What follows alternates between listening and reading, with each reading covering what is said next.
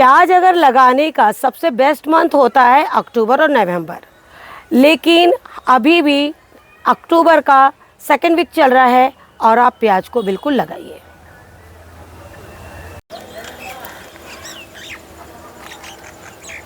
नमस्कार दोस्तों, स्वागत है आपका हमारे इस YouTube चैनल में। दोस्तों, आज हम फिर से आपके पास कुछ ऐसे बीज लेकर आए हैं जो आपके रोज़मर्रा की ज़िंदगी में बहुत ही ज़्यादा मायने रखते हैं। वो ऐसी चीज़ होती है जो हमें प्रतिदिन यूज़ में आती है और हम सभी जानते हैं कि जो प्याज तो हमें बहुत आसानी से प्रतिदिन हमारे घर में रखी होती है, क्योंकि प्याज जो है वो हम लोग ज़्यादा मात्रा में लेकर आते हैं घर में।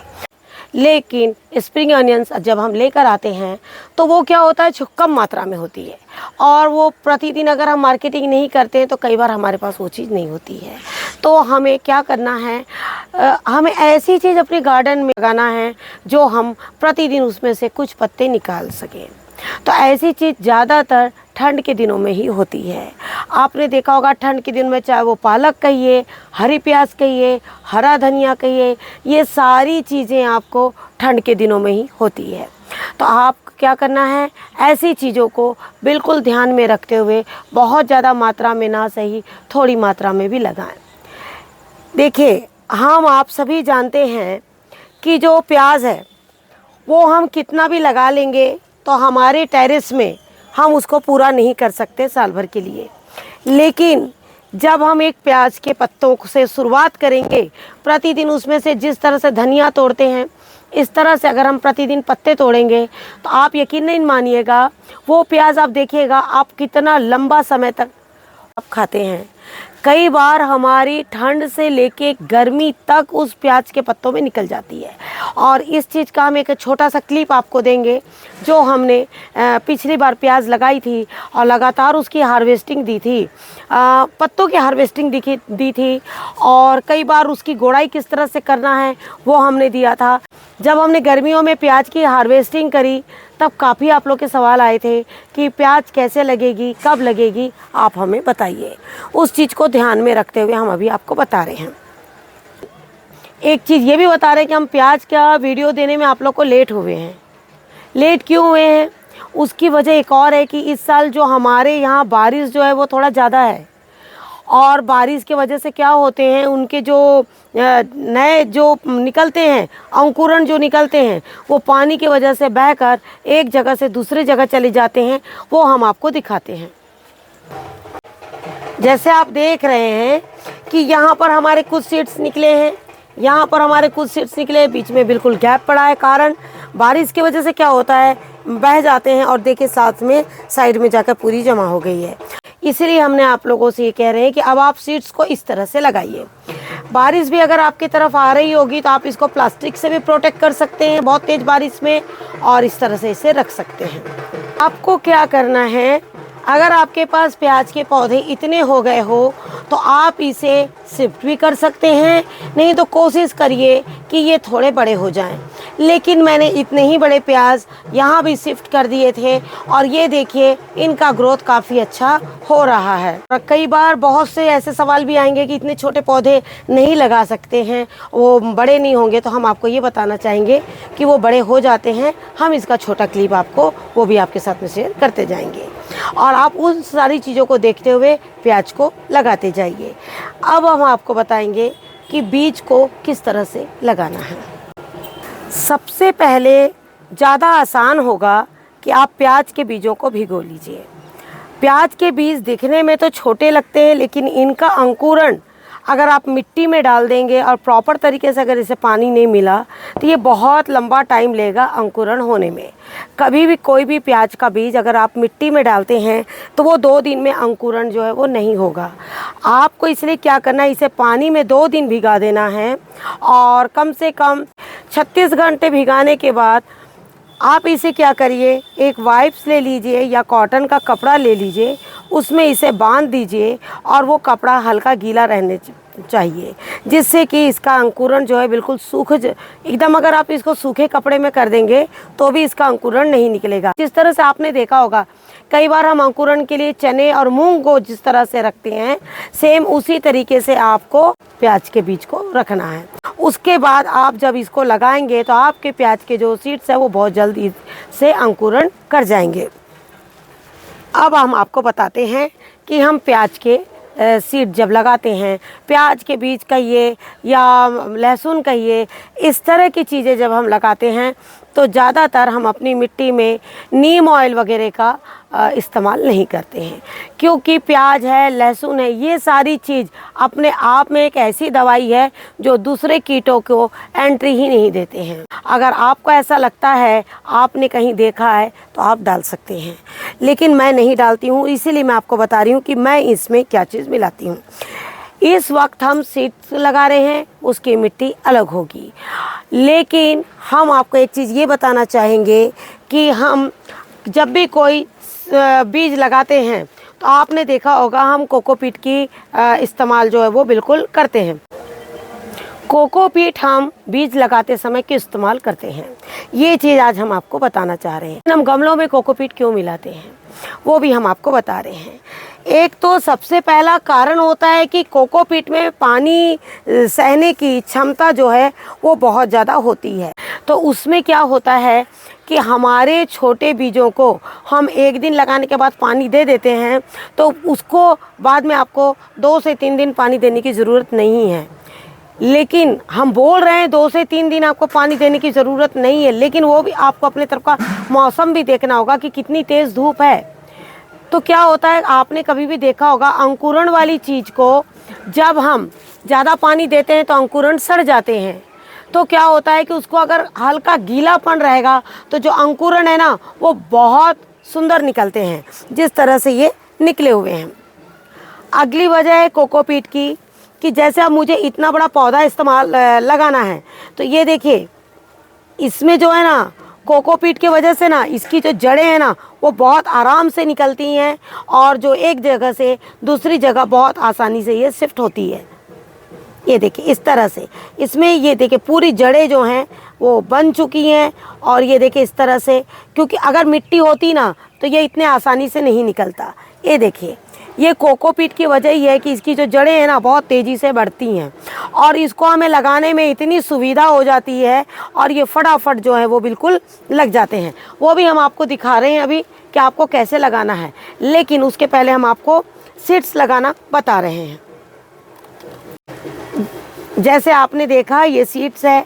हमने अपनी वीडियोस में कई बार आप लोगों से कहा है कि हम ज़्यादातर गोबर की खाद का इस्तेमाल करते हैं, वर्मी कंपोस्ट का इस्तेमाल कम करते हैं। लेकिन अगर आपको गोबर की खाद नहीं डालना है, आपके लॉबी जो बिल्कुल रूम से जुड़ी हुई है और धूप भी काफ़ी अच्छी आती है और आपको वहाँ गोबर की खाद नहीं डालना है, तो आप वहाँ पर वर्मी कंपोस्ट का इस्तेमाल कर सकते हैं। क्योंकि जब हमारा टेरेस होता है ना तो उसमें किसी भी चीज़ की महक हो गई या कुछ भी हो गया वो बहुत जल्दी से निकल जाती है। लेकिन जब हम बिल्कुल घर के साथ जुड़ी हुई लॉबी में हम जब लगाते हैं तो वहाँ पर थोड़ी सी असुविधा होती है।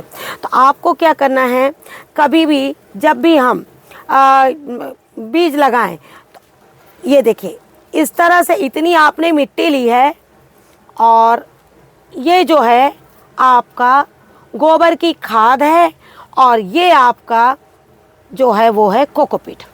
आपको देखिए बिल्कुल 3 हिस्से करके बता दिए हैं हमने।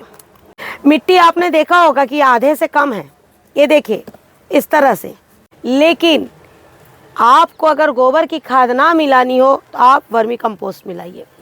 लेकिन अगर आप दोनों चीज़ मिलाना चाहते हैं तो इसमें आपको 2 हिस्से कर लेने हैं। ये सिर्फ जो हम बीज लगा रहे हैं सिर्फ आपको बताने के लिए ही नहीं, हम अपने स्वयं के लिए भी लगा रहे हैं और यही वजह है कि हमने इसमें वर्मी कंपोस्ट नहीं डाला है। दूसरी चीज़ हम आपको बताना चाहते हैं, अगर आपके पास पुरानी मिट्टी है और वो मिट्टी में ऑलरेडी सब कुछ मिला हुआ है तो आपको क्या करना है, ये तो आपको इतना समझ गया है यहाँ से यहाँ तक। अब आपको क्या करना है कि ये मिट्टी में मेरे ऑलरेडी सब कुछ तैयार है, तो आप क्या करेंगे, यहाँ पर थोड़ी सी मिट्टी ज़्यादा ले लेंगे आप। अगर मिट्टी आपकी तैयार है ऑलरेडी, लेकिन आपको हमने बताया कि हम पुरानी मिट्टी में थोड़ी नई चीज़ मिला के उसको वापस नया कर लेते हैं, तो आपने देखा होगा कि इसमें से मैंने आधा ही गोबर की खाद लिया है। अब इसमें मैं थोड़ा सा कोकोपीट लूँगी, क्योंकि इस मिट्टी में ऑलरेडी जो है वो कोकोपीट मिला हुआ है। ये देखिए, इस तरह से आपको हमने बताया है कि जो कोकोपीट है आपका, वो कोई खाद का काम नहीं कर रहा है। खाद का काम आपका गोबर और वर्मी कंपोस्ट ही कर रहे हैं। आपका यहाँ पर जो ये काम है, इसका वो काम है अगर सिर्फ, तो वो है आपकी जड़ों का ग्रोथ। प्याज के बीज दिखते बहुत कम हैं, लेकिन वो बहुत थोड़े में ही बहुत हो जाते हैं। सिर्फ और सिर्फ इतना ही लेना है। अब आपके पास फिर से 2 चीज़ बता रहे हैं। आप अगर बिल्कुल ऐसे डालना चाहें तो ऐसे डालिए, और आपको लगता है कि इसको मैं बालू के सहायता से या कोकोपीट में मिला के डालूं जिससे कि इसकी दूरी बनी रहे, तो ये देखिए इस तरह से कोकोपीट डालिए और आप अपने बीजों को बिल्कुल इस तरह से इसमें छिटक दीजिए। ये देखिए, तो बीज क्या हो गए, थोड़े दूर दूर निकल जाएंगे। उसके बाद आपको वापस इसमें हल्का सा मिट्टी डाल देना है। आपको एक चीज़ ये भी बता दे रहे हैं, बीजों में इतनी क्षमता होती है। कई बार आप सोचते हैं अरे ये डिगला है तो मिट्टी का है या कुछ, तो बीज हमारे नहीं निकलेंगे। नहीं, ऐसा नहीं है। मिट्टी को वो अपने आप साइड में करके और बीज जो है वो निकल आते हैं। ये चीज़ है, आपके पास बहुत कम जगह है। मान लीजिए आपके पास ऐसे 2-3 गमले ही है जिसमें आपको लगाना है। आप क्या करिए, इस तरह के छोटे छोटे कंटेनर ले लीजिए। आपको छोटे कंटेनरों में कोकोपीट थोड़ा सा ज़्यादा लेना होगा और मिट्टी और थोड़ा सा कम करना होगा, कारण कि ये बहुत छोटा है और इसमें का पानी जो है वो बिल्कुल निकल जाएगा। तो देखिए इस तरह से, आपने देखा वहाँ मिट्टी कम हो गई थी, हमने ये दोनों चीज़ इसमें डाल दी। अब ये देखिए इस तरह से, है ना।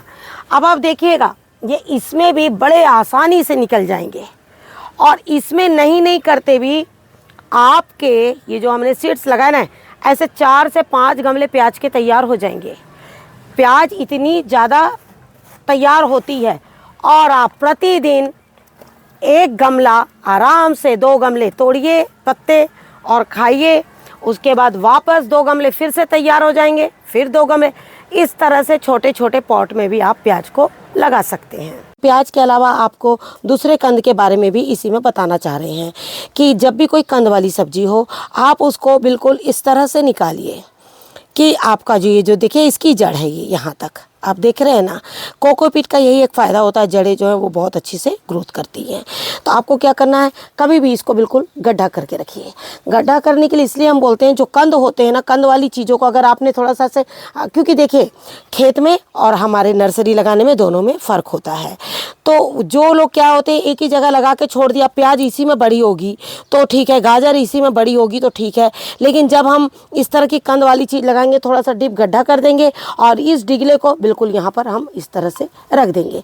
ये मैं आपको घर के जो नर्सरी है उसकी बात बता रही हूँ। इसी तरह से देखिए, हालांकि ये देखिए यहाँ सीड्स निकले हुए हैं और मैं इसे यहाँ से बिल्कुल निकाल लूँगी।